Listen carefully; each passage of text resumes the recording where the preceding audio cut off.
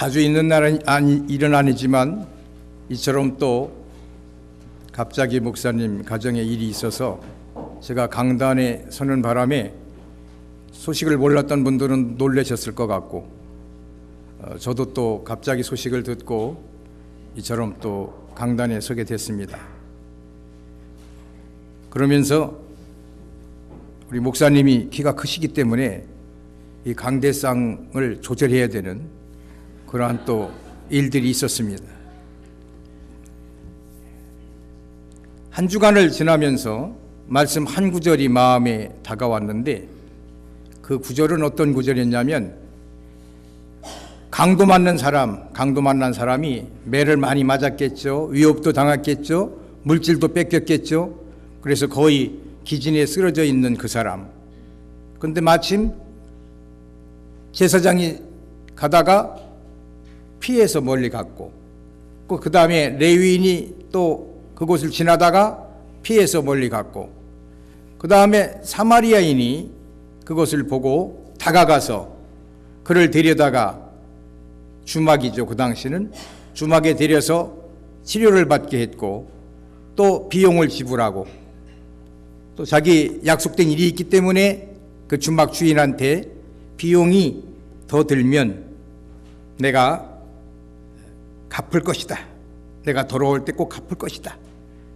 그래서 마음을 염려하지 말고 치료해달라고 부탁하고 간 그 내용이 왠지 마음을 붙잡았습니다. 자비를 베푼 사마리아인의 그 모습은 제가 느끼기에는 곧 오실 주님의 모습이라고 느껴졌기 때문에 그렇습니다.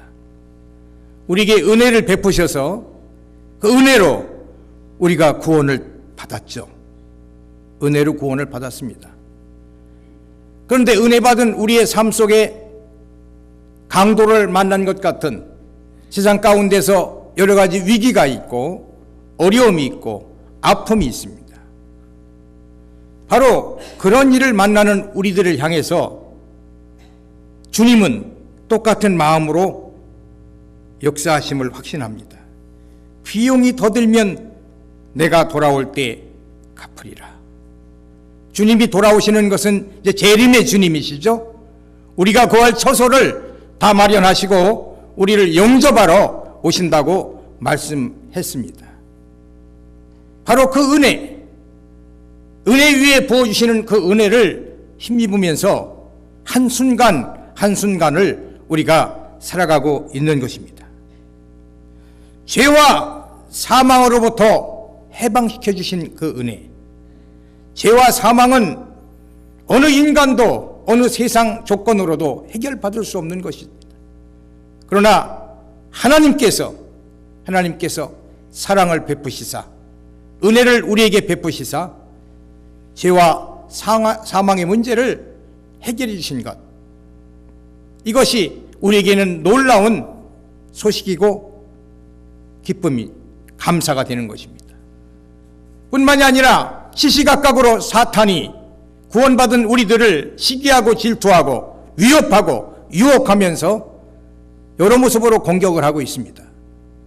그런데도 분명한 이 시간에 우리의 함께한 고백은 한 주간 동안 많은 그러한 어려움을 겪으셨겠는데 순간순간 사실 승리하셨기 때문에 이곳에 와 계신 것 아니겠어요?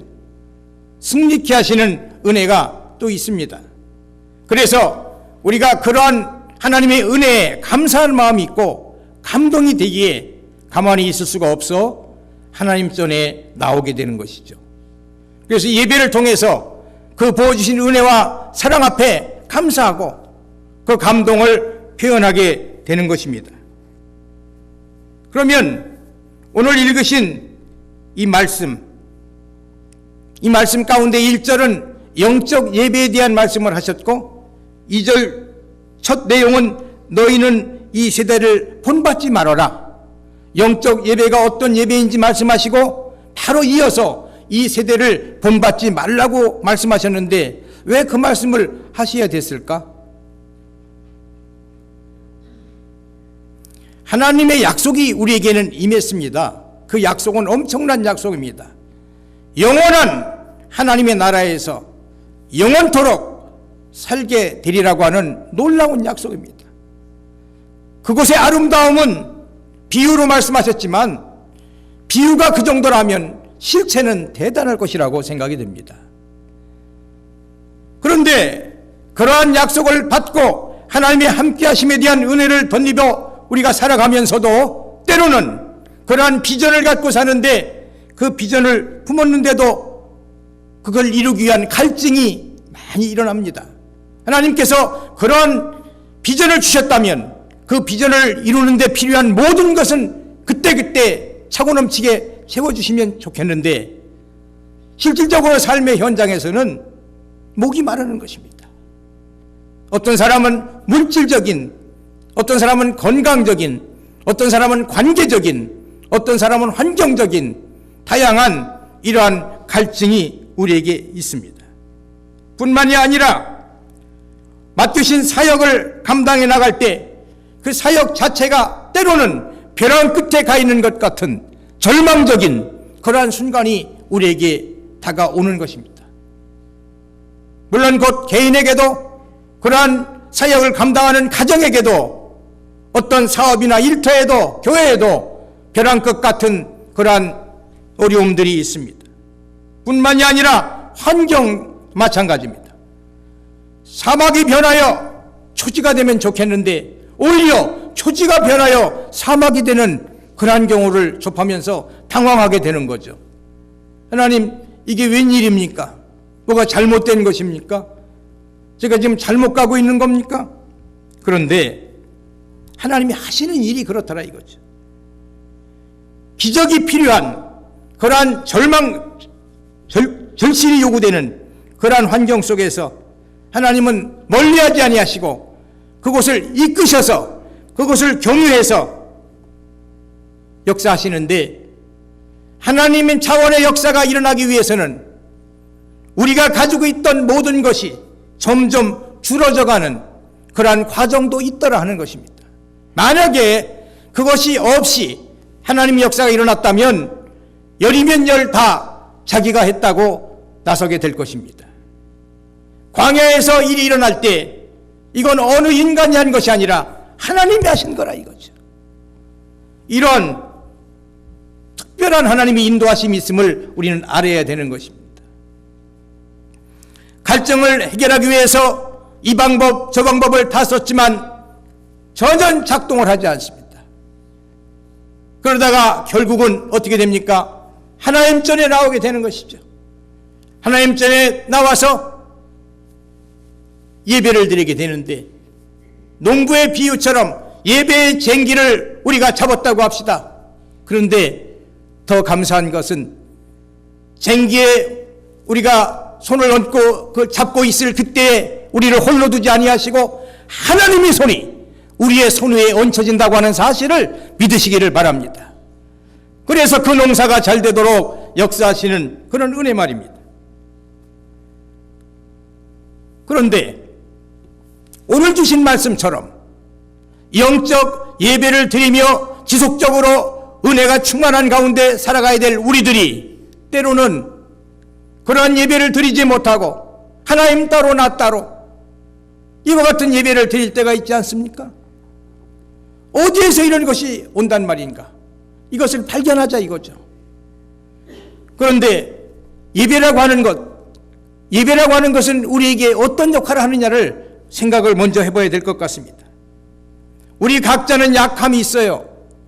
우리에게 약점이 있습니다. 그러나 각자의 약함이 있지만 이러한 우리들을 하나님께서 하나님의 자비와 인자하심으로 우리를 인도하셔서 마침내 하나님의 약속의 산에 오르게 하시는 것입니다. 교회가 런던 제1장로교회가 이곳까지 오는 과정에 개인적으로 교회에게 향하신 하나님의 뜻을 발견한 적이 있었는데 바로 그 내용은 갈멜산상적인 하나님의 은혜였습니다. 런던 제1장로교회가 어떻게 나아가야 될 것인지를 가지고 기도했을 때 저에게 주신 감동은 갈멜산상에 임한 은혜를 깊게 묵상케 하신 것입니다. 그래서 기도를 함께 드렸는데 여호와께서 우리의 하나님 되신 것을 알게 하여 주시옵소서. 우리의 모두의 기도가 어떤 형편에 거하든지 또 각자의 개인이 하나님, 제가 하나님의 종된 것을 세상이 알게 하여 주시옵소서. 또 여러분이 크고 많은 결정을 하면서 살아왔고 앞으로 살아갈 터인데 그 많은 결정들이 하나님의 말씀대로 되어짐을 알게 하여 주시옵소서. 이와 같은 마음을 가지고 우리가 이 땅에서 신앙의 공동체를 이뤄간다면 이곳은 오늘날의 갈멜산상적인 은혜가 임하게 될 것입니다. 하늘문이 열어지고 하늘에서 불이 내려 이 예배를 열납하시는, 그래서 믿지 않는 자들까지도 여호와 그는 하나님이시다, 여호와 그는 하나님이시라고 고백하게 되는 그런 놀라운 은혜가 임할 것입니다. 이미 그 일을 이루셨어요. 1차적으로 어떤 모습으로? 이것이 뱅퀴톨 아니었습니까? 이 시간에 아마 파티하는 시간이었을 것입니다. 그런데 어떻게 됐습니까? 하나님께 예배드리는 장소로 바꾸게 하신 것, 이거 여호와 그는 하나님이시라고 하는 이러한 감동을 줄 수 있는 응답이었습니다. 이제 다음에 하나님께서 이곳을 향하신 계획이 있음을 여러분 믿으시면서 그 다음 단계로 들어가셔야 될 것입니다. 그럼 예배는 이처럼 약한 우리들을 인도하셔서 하나님의 약속의 산으로 이끄심으로 그곳에서 하나님께 영광을 돌리게 하는 그러한 놀라운 기능이 예배 가운데 있다고 하는 것입니다. 다윗은 참된 예배자였습니다. 그는 하나님의 집보다 그 안에 계신 하나님 때문에 설레었고 감동했고 사모하게 됐던 것입니다. 오늘 우리도 마찬가지. 꼭 지형적인 산은 오르지 못한다 할지라도 이곳을 믿음의 산이라고 볼 때 바로 이 하나님의 전에 나오는 우리의 자세가 이곳에 임재하신 하나님 때문에 우리의 마음이 설레야 되겠고 우리가 더 감동돼야 되겠다는 것입니다. 예배는 삶의 어두운 밤을 대낮으로 바꾸는 놀라운 하나님의 은혜가 임하게 되는 것입니다. 어떤 어두운 마음으로 이곳에 오셨다 할지라도, 어떤 어두운 생각으로 하나님 전에 오셨다 할지라도, 어떤 어두운 육체로 이곳에 오셨다 할지라도, 최근에 어떤 어두운 사연을 가지고 오셨다 할지라도 하나님께서는 예배를 통해서 대낮처럼 바꾸시는 응답이 있음을 믿으시기를 바랍니다. 내 길을 여호와께 맡기라.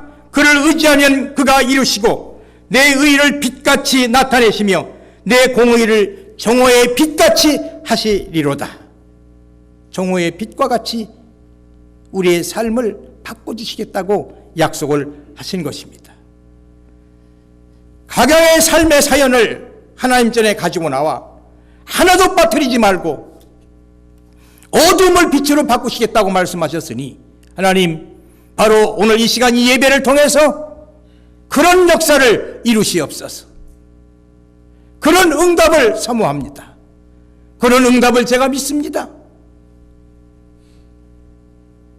예배는 극복할 수 없는 그 문제를 바라보면서 고민하고 걱정하고 방황하는 것이 아니라 그런 문제가 있지만 예배를 통해서 그들의 문제 위로 우리의 믿음을 올려주시는 것입니다.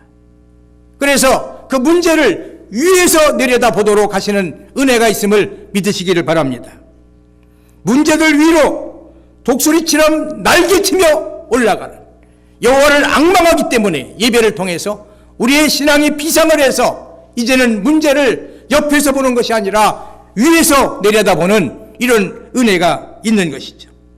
성령이 불어오는 상승 기류를 힘입어서 성령의 힘으로 우리의 신앙이 오르게 된다고 하는 것입니다. 크게 보였던 문제들이 성령의 상승 기류를 타고 여호와를 앙망하면서 멀리 공중으로 올라가서 내려다보니 그렇게 큰 문제가 아니었던 것을 알게 되는 것이죠. 거적에 보이는 이 도시의 빌딩도 구름 위에 올라가서 볼 수만 있다면 하나의 점보다도 적은 그런 모습으로 보이게 될 것입니다. 하나님, 예배를 통하여 나의 눈을 밝히시옵소서. 나의 믿음을 키우시옵소서. 근심과 걱정이 되지 않게 하시고 기쁨과 감사가 되는 이런 은혜를 베푸시옵소서. 말씀을 전하며 들으며 우리 각자가 그런 하나님의 은혜를 사모해야 될 것입니다. 그러기에 예배가 열정적으로 이루어지게 되는데, 열정적인 예배는 나의 갈증을 채우는 열정이 아니라 나를 향하신 하나님의 갈증을 채우는 열정이 되어야 될 줄 믿으시기를 바랍니다. 나를 향하신 하나님의 갈증, 이것이 뭐냐 이거죠. 이걸 채워드리는 예배, 이것이 열정적인 예배가 되는 것입니다. 이러한 예배의 기능을 알고 난 다음에 영적 예배가 무엇인지를 또 말씀하신 다음에 이 세상을 본받지 말라고 말씀을 하십니다. 왜 그러시냐 이거죠. 이 세상을 본받지 말라. 예전에 우리가 세상에 속한 사람이었어요. 그러나 이제는 달라요. 세상이 있지만 우리는 세상에 속한 사람이 아닙니다. 하나님이 부르실 때 하나님 나라에 소속된 자로 우리를 부르셨기 때문에 소속이 바뀌어졌어요. 신분이 바뀌어졌어요. 그러니까 우리가 이 땅을 살면서 세상에 속한 사람처럼 살면 안 되는 것입니다. 어째서 이 세상에 대한 말씀을 그렇게 하시느냐 이거죠. 예전에 우리는 이 세상 풍속을 쫓았고 공중권세 잡은 자를 따랐고 불순종 아들들 가운데서 역사하는 그 영을 따라서 살았습니다. 육체의 욕심을 따라 지냈고 육체와 마음이 원하는 것을 했고 다른 이들과 같이 본질상 진노의 자녀였던 것입니다. 이걸 더 구체적으로 표현한다면 세상 풍속을 쫓았다고 하는 것은 세상이 원하는 길로 갔다고 하는 것입니다. 잘못된 길을 갔다고 하는 것입니다. 그래서 예수님께서 명확하게 내가 곧 길이다, 다른 길 없다, 내가 곧 길이라고 말씀하신 것입니다. 길이요 진리요 생명이라고 명확하게 말씀을 하셨어요. 그때는 공중권세 잡은 자를 따랐다. 공중권세 잡은 자가 누굽니까? 마귀죠. 사탄이죠. 그가 하는 것은 뭐였습니까? 하나님 말씀을 거절하는 것, 그 순종을 거절하도록 우리를 인도해냈던 것입니다. 그래서 하는 일이 뭐예요? 눈만 뜨면 하나님을 인정하지 않고 하나님 말씀을 거절하는 것이 우리의 일이었던 것입니다. 과거에는 육체의 욕심을 따라 육체와 마음이 원하는 것을 마음대로 했다 이거죠. 그런데 그 육체는 어떤 육체? 타락된 육체. 타락된 육체. 그렇기 때문에 그 생각과 마음에 원하는 것과 계획하는 것들은 계속 타락의 길을 가도록 우리를 이끌었던 것이죠. 그렇기 때문에 소망이 없었어요. 우리의 신분은 하나님의 진노 아래에 있었습니다. 사랑의 대상이 아니라 진노의 대상이었다고요. 이것이 세상을 살면서 우리가 체험했던 것입니다. 그런데 신분의 변화가 왔어요. 소속의 변화가 왔어요. 그렇다면 신분의 변화가 온 자답게, 소속의 변화가 온 자답게 살아가야 되는데 아직도 우리 가운데는 약함을 통해서 오는 어려움이 있습니다. 그래서 세상을 본받지 말아라. 세상을 본받지 말아라. 요즘은 복사기가 정말 잘 나와서 복사해내는 걸 보면 이게 원본인지 복사된 그러한 인쇄물인지를 구별하기가 어려울 정도로 세상이 발달했습니다. 이러한 시대예요. 세상을 본받지 말라고 하는 것은 카피하지 말아라. 너희들은 그런 존재가 아니다. 세상으로부터 인정받고 세상으로부터 칭찬받고 세상으로부터 계속 승승장구하며 살려고 시도하지 말아라. 그렇게 되려면 세상과 더불어 살아가야 되기 때문에 그렇습니다. 그러면 구체적으로 우리가 영적 예배를 드리는데 세상을 본받지 말라고 하신 구체적인 내용이 무엇일까? 세상의 어떤 부분이 우리의 영적 예배를 드리는데 방해를 하고 있는가? 그 중에 하나가 무분별입니다. 무분별. 요즘처럼 정보 홍수 시대, 정부가 홍수가 났어요. 정보. 그렇기 때문에 어린아이부터 나이 드신 분까지 정말 모든 것을 거의 다 알면서 세상을 살아갑니다. 정보 홍수 시대를 살면서도 분별력이 없어요. 이거 참 이상하죠? 개인이나 가정이나 국가나 세상이 요즘처럼 혼돈스러운 때가 어디 있습니까? 어느 길을 가야 될지를 모르고 있는 거예요. 그 많은 정보를 가지고. 그런데요, 정보 가운데 거짓 정보도 많더라고. 거짓 정보도 많아. 그러니까 사탄이 정보 홍수 시대에 위축되겠어요? 그 정보를 가지고 장난을 신나게 할 것입니다. 예수님께서 제자들에게 오병이어의 기적을 이루신 다음, 얘들아 배 타고 건너편으로 너희들 가 있거라, 이렇게 말씀하셨어요. 그 예수님은 그 배에 함께 타지 않으시고 기도하러 산에 오르셨어요. 제자들이 탄 배가 갈릴리 호수 중간쯤 갔겠죠? 갔는데 바람이 불어왔습니다. 물결이 일어났습니다. 난리가 났어요. 막 당황합니다. 제자들이.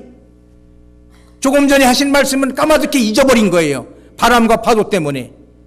건너편으로 가라고 하셨으면, 오병이어의 기적을 이루신 전능하신 분이 건너편으로 가라고 하셨으면 바람이 불어도 파도가 일어나도 그 항해는 안전하게 바람과 파도를 가르며 건너편으로 갈 줄을 믿었어야 되는 것이죠. 없는 가운데 있게 하신 주님을 체험하지 않았습니까? 그런데도 바람과 파도 때문에 두렵고 떨게 됐어요. 그때 예수님께서 호수 위를 걸어서 그 배로 다가가시지 않았습니까? 제자들이 반응한 건 뭡니까? 유령이 온다, 유령. 예수님이 오시는데 유령이 온다고, 고스트. 유령이 온다고 얘기하고 있습니다. 이것도 무분별 아니에요? 오늘 우리의 삶 속에도 이런 하나님의 약속을 받고 항해하는 우리 인생의 항해에도 때로는 바람이 불고 때로는 물결이 일어나 거의 침몰 직전의 위기 상황이 올 수가 있습니다. 그러나 그 속에서 우리가 잊지 말아야 될 것은 약속의 말씀이 되는 것입니다. 건너편으로 가라고 말씀하신 그 말씀 속에는 바람과 파도를 이기리라고 하는 그러한 또 다른 약속이 거기에 포함된 것입니다. 오늘 또 예수님은 우리에게 약속하시지 않았습니까? 세상 끝날까지 내가 너희와 함께하리라고 약속하셨어요. 그렇다면 그 예수님에 대해서 착각하는 일이 있어서는 안 되겠다. 예수님을 유령이라고 착각하는 이런 착각이 있어서는 안 되겠다. 내 위기 가운데 그것을 해결하기 위해서 다가오시는 그 예수님을 예수님으로 볼 수 있는, 믿게 되는 이런 은혜가 있어야 될 것입니다. 엠마오를 향하는 두 제자도 마찬가지였어요. 분위기를 이해합니다. 자, 예수님 십자가에 달려 돌아가셨어요. 무덤에 장사되었어요.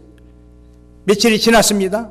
들려오는 얘기는 부활하셨다는 얘기지만 직접 자기 눈으로 못 봤어요. 긴가민가해. 그 분위기는 이제 예수님을 따르는 자들도 제2의 제3의 순교자가 생길 수 있는 그러한 시대적인 분위기입니다. 얼마나 불안해요. 얼마나 낙심합니까? 그런데 부활하신 예수님께서 그 제자와 동행하셨어요. 대화를 주고받았다고요, 예수님과. 그런데 그 제자들은 그분이 예수님인 줄 몰랐습니다. 이런 무분별. 우리의 삶 속에도 분명히 나와 우리와 함께 하시고 있는데 그 함께 하신 그 주님을 우리가 명확하게 믿음으로 느낄 수 있느냐 이거죠. 시대에 대해서도 마찬가지예요. 봄, 여름, 가을, 겨울은 명확하게 우리가 분별해냅니다. 그런데 예수님께서 말씀하신 재림의 때에 대해서 언급을 하셨는데 지금 어느 때인지 아느냐 이거죠. 지금이 어느 때인지 영적인 시대적인 감각을 가지고 이 시대를 분별할 줄 알아야 되겠다. 뭐 찬송을 부를 때도 말세에 대한 찬송을 부르고 설교하는 저희 입장에서 말세에 대한 설교를 하고 그런데 정말 그걸 느끼고 있느냐? 말세라면 뭘 해야 되겠어요? 지금 말세라면 주님 맞을 준비가 돼야 되는 것이죠. 주님 맞을 준비가 되는 것이죠. 주님은 예고 없이 오세요. 공중의 천사장의 나팔 소리가 촥 울리는 순간에 온 지구상에 동시에 공중에 들림받는 역사가 일어나게 될 것입니다. 주님은 이곳에 저곳에 오시는 것이 아니에요. 그때는 아무도 몰라. 다만 하나님 한 분만이 그때를 아신대. 그래서 어느 인간이 내가 어젯밤에 꿈꿨는데 2018년 12월 30일 날 오신다더라. 그건 가짜야, 가짜. 성경이 명확하게 말씀하셨어요. 하나님만 그때를 아신다고 했어요. 그러니 되어져가는 세상의 일들을 보니 주님 오실 때가 다가온 건 확실한데 이건 그렇다면 지식적으로만 이해할 것이 아니라 준비가 되어야 되지 않겠나 말이에요. 주님 맞을 준비가 지금 되어져야 된다는 것입니다. 나는 지금 그 준비가 어느 정도 되어 있느냐 말입니다. 주님 맞을 준비가 이런 시간에 대한 분별력이 떨어진 세상도 그렇고 또 믿는 자들도 더불어 또 어떻습니까? 아군과 적군을 구별을 못해요. 그래가지고 실질적으로 전쟁사에는 밤중에 계속 치열한 전투를 했는데 동편에 갔다서 확인해 보니까 아군끼리 싸운 거예요. 실제 있는 일이었습니다. 비참한 거죠. 이런 일들이 우리의 믿음의 공동체 안에 없습니까? 우리는 악한 영과 사탄과 싸워야 될 사람입니다.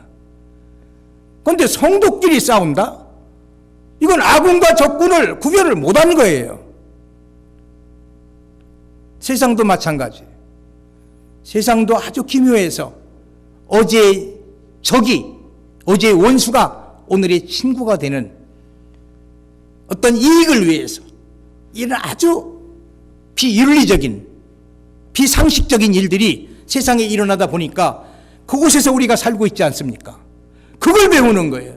배워서는 안 되는데 이런 싸움의 대상에 대한 무분별 뿐만이 아니라 사명에 대해서도 마찬가지죠. 사명.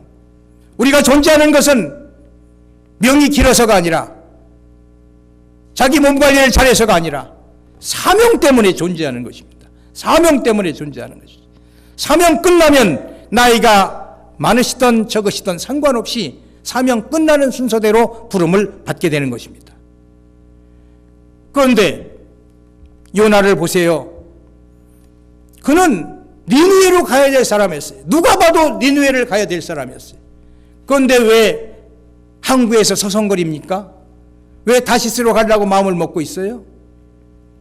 무분별이라. 그것도 오늘 우리의 삶이 혹시 그러지 않느냐 이거죠. 사명이 명확한데 나만의 어떤 다시스를 꿈꾸며 그것을 향하는 배가 혹시 있는지 없는지 해변가를 서성거리고 있지 않는가? 이것을 한번 진단해 봐야 되겠다는 것입니다. 세상은 형식주의입니다. 형식주의.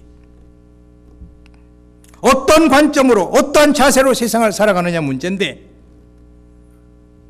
진리가 잘 안 통하는, 진실을 얘기해도 받아들이지 않는, 그래서 정치를 하더라도 권모술수가 능한 사람이 기회를 얻게 되는 이런 세상 아닙니까?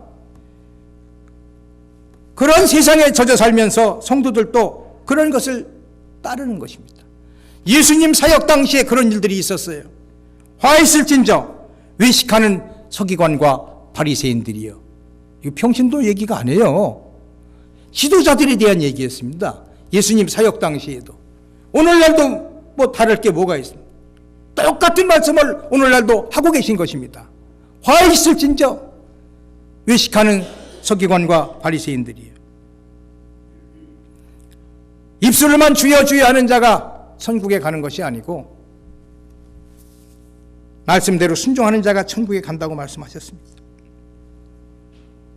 신앙을 빙자해서 탐욕이 있었고 방탕이 있었고 불법이 있었고 언행이 불일치했습니다.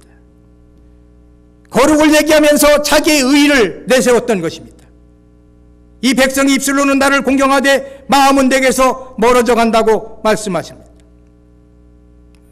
하나님 말씀을 선포해야 되는데 강단에서 하나님 말씀이 선포되지 않고 세상 얘기가 선포되고 사람들이 약속한 계명이 선포되고 그래서 결국 하나님의 백성들을 잘못 인도하더라, 헛되게 하나님을 경배케 하더라, 이런 말씀이 성경에 기록되어 있지 않습니까? 거짓 선지자들도 있었어요. 양의 옷을 입은 일이라고 표현했습니다. 그러니까 양입니까? 아닙니다. 일입니다. 속은 일이에요. 그러니까 일이가 하는 것은 노략질이죠. 노략질입니다. 이런 일들이 형식주의를 통해서 있게 되더라 말입니다. 세상은 세속화되어 있죠. 가치관의 문제입니다. 만족의 문제입니다. 누구나도 인정할 수 있는 것은 세상은 인본주의예요. 인간이 주인이라고 하는 것입니다. 이 세상은. 그거 본받지 말아라, 이 얘기예요. 이런 세상에 살다 보니까 신앙도 인본주의가 들어오더라 이거지. 인본주의. 만물이 주에게서 나오고 주로 말미암고 주에게로 돌아가느니라. 주님이 중심에 있습니다.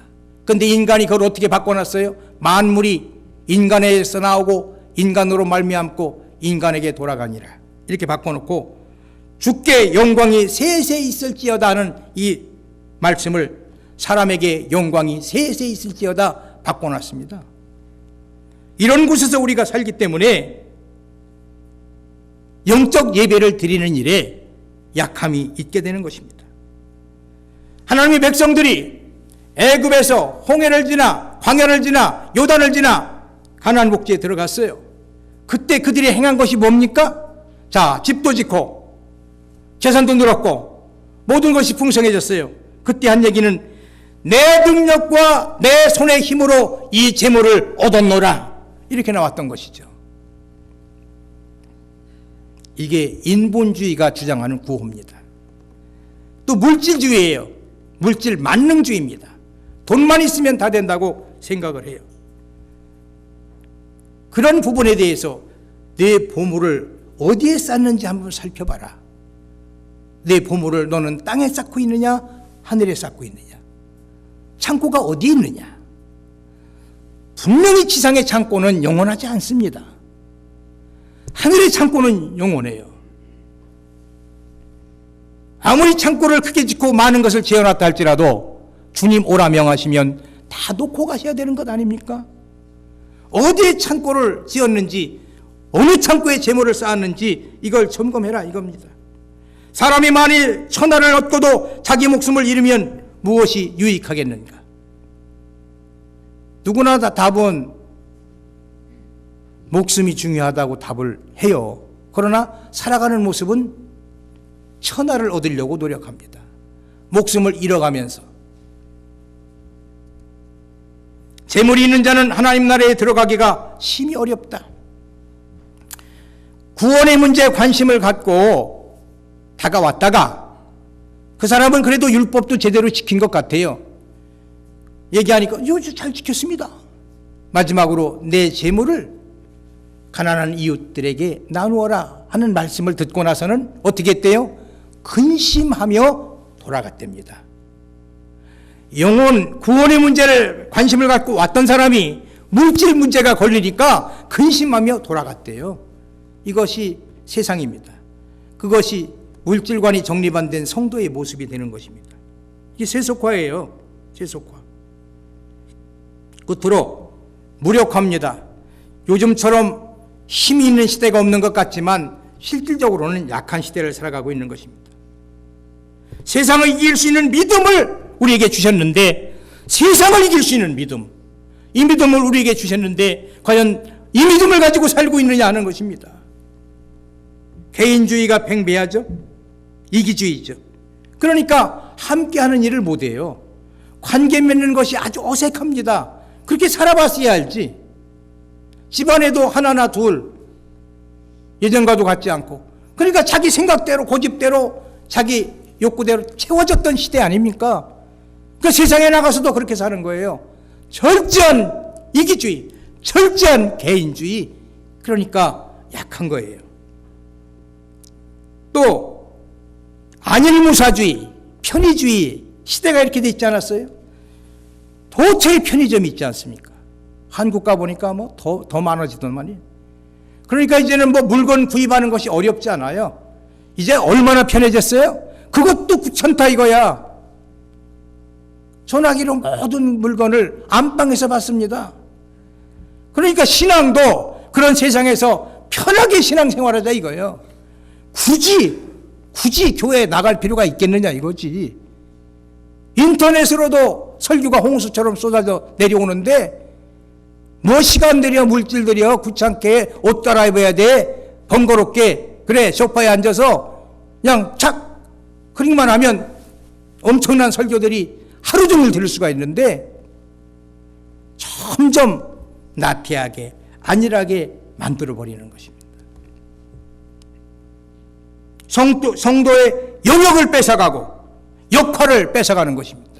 공동체가 모여서 각자의 역할이 있어서 각 지체가 각자의 역할을 해가면서 신앙이 성숙되어져 가는 법인데 신앙도 이기주의죠. 편의주의죠.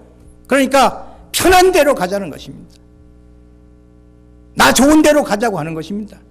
그래서 설교도 입맛 따라 식당을 돌아다니듯이 설교도 쇼핑하는 것입니다. 이 교회 저 교회 다니면서 여기서 한 그릇 저기서 한 그릇 가끔 먹는 한 그릇 맛있죠. 그렇지만 세월이 지나다 보니까 어머니의 음식 맛이 그리워집니다. 그 음식을 찾게 되는 거예요 사실은. 거기에다 기복주의가 남아 있습니다. 잘못 가르친 거죠. 복 받아라.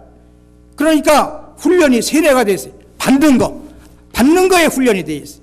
사실은 복 줘라 이렇게 되는 것이 나눠줘야 되는데 받은 복을 혼자 다 움켜쥐면 안 되고 신령한 복은 나눠줘야 되는 것을 가서 모든 민족에게 줘라 이 훈련을 받아야 되는데 받아라 훈련 받다 보니까 기복주의가 팽배해서 어떻게 됐어요? 나눔이 인색해진 거지. 나누면서 풍성해지고 나누면서 역사가 일어나는 것을 모르는 거죠. 오병이어의 기적도 나누면서 일어난 거예요. 오늘 이 말씀을 우리가 정리하면서 하나님 이 시대를 본받지 말라고 하는 말씀 가운데는 영적인 무분별이나 형식주의나 세속화나 무력화가 있음을 알았습니다. 제가 이 부분에 참 취약하군요. 이거 회복하셔서 주님 앞에 나아가는 순간까지 주님 맞을 준비된 말세의 성도의 예배를 드리게 하시고 삶을 살게 하여 주시옵소서. 우리 함께 기도합시다. 합심으로 우리 말씀을 마음으로 담으시고 우리 함께 기도합시다.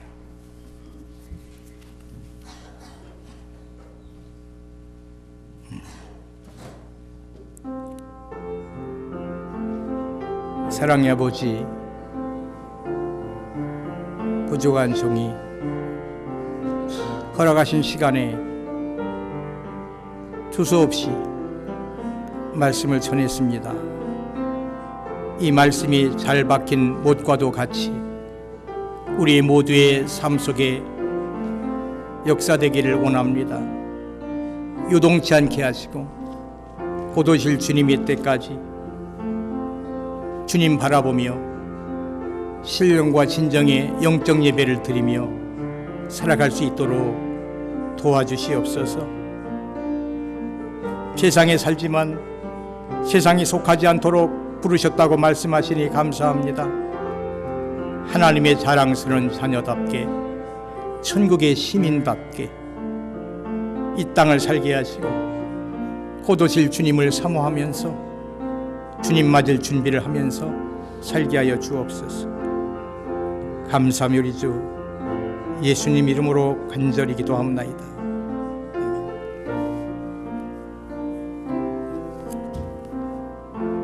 찬송가 249장